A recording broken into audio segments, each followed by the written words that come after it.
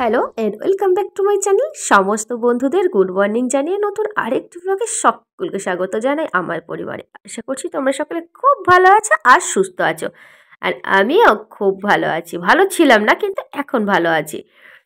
তো বাপের বাড়িতে নবান্ন করতে গেছিলাম, আর যেহেতু অনেক দিন পর নবান্ন করতে গেছি, আমার মনে হয় না বেশি বেশি করে নবান্ন খেয়ে ফেলেছিলাম, তাই না এসে থেকে শরীরটা ভীষণ খারাপ করছিল। তাই মাঝে 2-3টে দিন ব্লগ করা হয়নি। তো আবার যথারীতি স্টার্ট করে দিয়েছি। আর স্টার্ট করে দিয়েছি আমাদের ডিউটি দিয়েই শুরু করলাম, কারণ সকালে ঘুম থেকে উঠে এই ডিউটিগুলোকেই আমাদের রোজকার পালন করতে হয়। এর কিন্তু অন্যথা হওয়া চলবে না। এর অন্যথা হলে সেই পড়েই থাকবে। কে আর করবে বলো? আমাদেরকে তো আমাদের কাজগুলো ঠিকঠাকভাবে করতেই হবে। তো উঠোন ঝাঁট দিয়ে, দুয়ারে জল টল দিয়ে ভালো করে সব মুছে চলে এলাম ছাদে। এখন এই ছাদে জামা কাপড়গুলো মিলে দিচ্ছি। এগুলো আজকের না, এগুলো হচ্ছে কালকে। তো যাই হোক, ছাদের থেকে নেমে এসে মাম্মামকে ঘুম থেকে তুললাম। আর এখন 7:30-8টা বেজেও গেছে।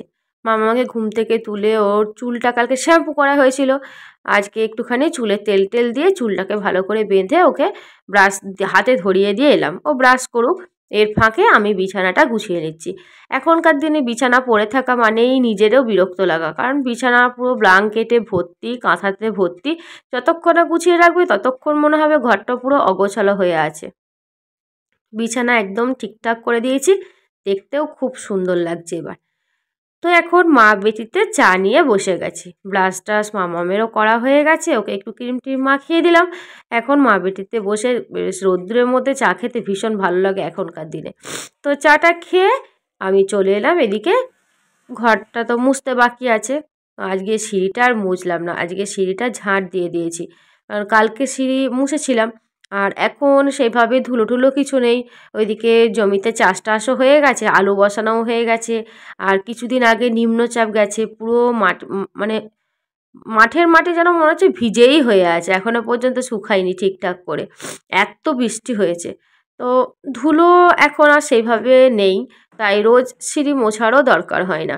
সিঁড়িটা ঝাঁট দিয়ে এখন এই যে আমার কাজ, এই মোছামুছি কাজটা তো কমপ্লিট করতে হবে। এটা হয়ে গেলেই এখনকার কাজ মানে সকালের কাজটা মোটামুটি, বাসি কাজটা কমপ্লিট।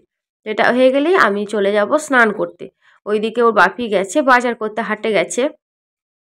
আজকে বাপ বেটাতে হাটে গেছে দুজনে মিলে, কারণ বাড়িতে সামনে হচ্ছে লক্ষ্মী পুজো। তো পুজোর ফল টল এইসব নিয়ে আসতে হবে, এক হাতে মাছ এক হাতে, অন্য হাতে ফল, এইসব ধরে আনতে হবে, অনেক নিয়মের ব্যাপার আছে।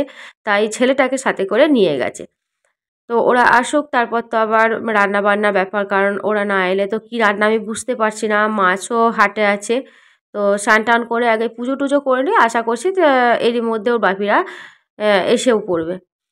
চলো, তোমাদের সাথে কথা বলতে বলতে মোটামুটি আমার সব ঘর দোয়ার মোছা হয়ে গেছে। সিঁড়ির নিচেটা মুছলেই আমার হয়ে যাবে। তো চলো আমি স্নান টান করে আসি। স্নান টান করে এসে আবার তোমাদের সাথে কথা হচ্ছে। আর দেখতে দেখতে বাজারও চলে এসেছে। এখনকার দিনে বাজার মানেই তো ফুলকপি, বাঁধাকপি, বেগুন, টমেটো, গাজর এইসবই। তো এবার সব কিছু গুছিয়ে ধুয়ে রাখতে হবে। আর বাজার টাজার করে এসে ওর বাপি মোটামুটি গুছিয়ে রেখে দেয় মাছ টাছ। তো কলপাড়ে মাছও এনেছে, মাছ টাছগুলো এবার ওর বাপি ধুয়ে দিচ্ছে, আর আমি সব গুছিয়ে ফ্রিজে রেখে দেবো। আর আজকে আর তোমাদের সাথে রান্নাবান্নাটা শেয়ার করব না, একেবারে রান্নাবান্না করে তারপর আসবো। তো দেখো ওর বাপি এদিকে মাছ টাছ ধুয়ে দিচ্ছে, আর আমি চলো এদিকে রান্নাবান্নাগুলো কমপ্লিট করে নিই আগে। আর একেবারে দুপুরে খাবার টেবিলে খাবার নিয়ে হাজির, 4 জনের খাবারও রেডি করে নিয়েছি।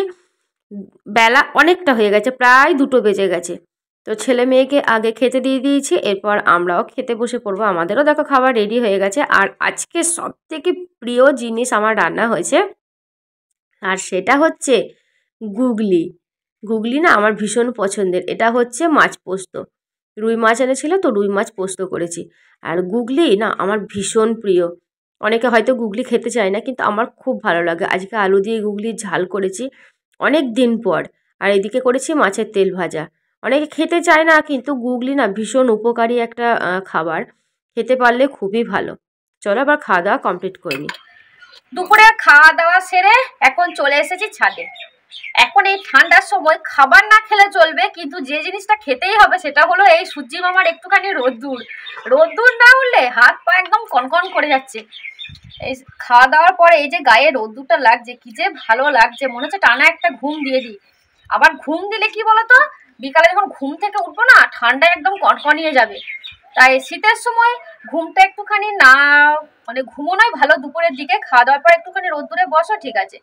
আর ঘুমাচ্ছে একজন, সেটা হচ্ছে এই মাম্মাম। ঘুমিয়ে ফাটিয়ে দিচ্ছে জানো, এত ঘুমাচ্ছে, ঘুমাতে ঘুমাতে মানে অনেক স্বপ্ন দেখে ফেললো আজকে। এতটুকু ঘুমাইনি, আজকেই নিয়ে এলাম ওকে নিচেতেই, আমি ঘুম পাড়িয়ে দিই। তোকে বললাম যে তুই ঘুমাবি তো তাহলে ছাদে চল। এতটুকু ঘুমাইনি, কাল থেকে আর ওকে আনা যাবে না। তো এখন রোদ্দুরের মধ্যে শুধু শুধু বসে থাকলে তো হবে না, কিছু তো খাওয়া দাওয়া করতে হবে। তাই এখন এখানে চলছে পেয়ারা মাখা খাওয়া। তো পেয়ারা আছে, ধনে পাতা আছে, কাঁচা লঙ্কা আর বেশ নুন দিয়ে চটকে, দারুণ। গাছের পেয়ারা, একটা পেয়ারা, এত বড় পেয়ারার সাইজ, একটা পেয়ারাতে পুরো ভর্তি হয়ে গেছে। আর এখনকার দিনে শীতের স্পেশাল ফল কমলা লেবু আমার ভীষণ প্রিয়।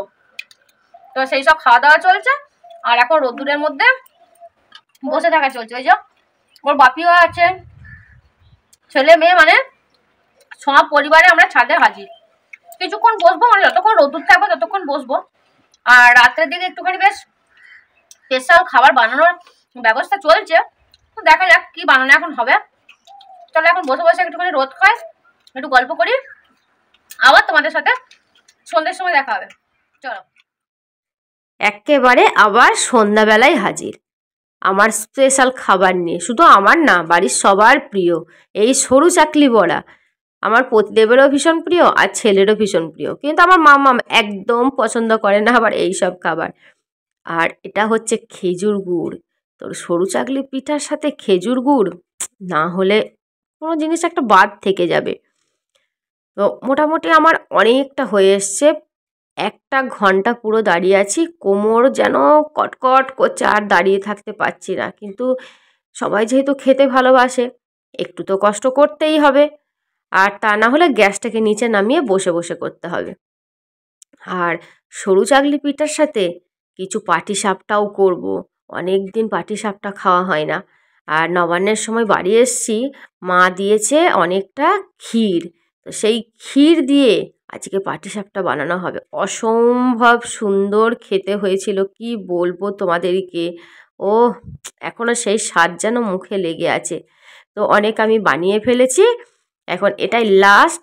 আর কিছু সরু চাকলি পিঠা বাকি আছে, সেটা করলেই, সরু চাকলি পিঠা বলছি, সরু চাকলি বড়া, তো সেটা বাকি আছে, ওটা হলেই আমার কমপ্লিট। তো চলো আজকের খাওয়া দাওয়াটা পুরো একদম জমে যাবে। আর আজকের ব্লগটাকে এখানেই শেষ করব, আবার দেখা হবে নেক্সট ব্লগে। এখনকার মতো এখানেই টাটা, সবাই ভালো থেকো আর সুস্থ থেকো।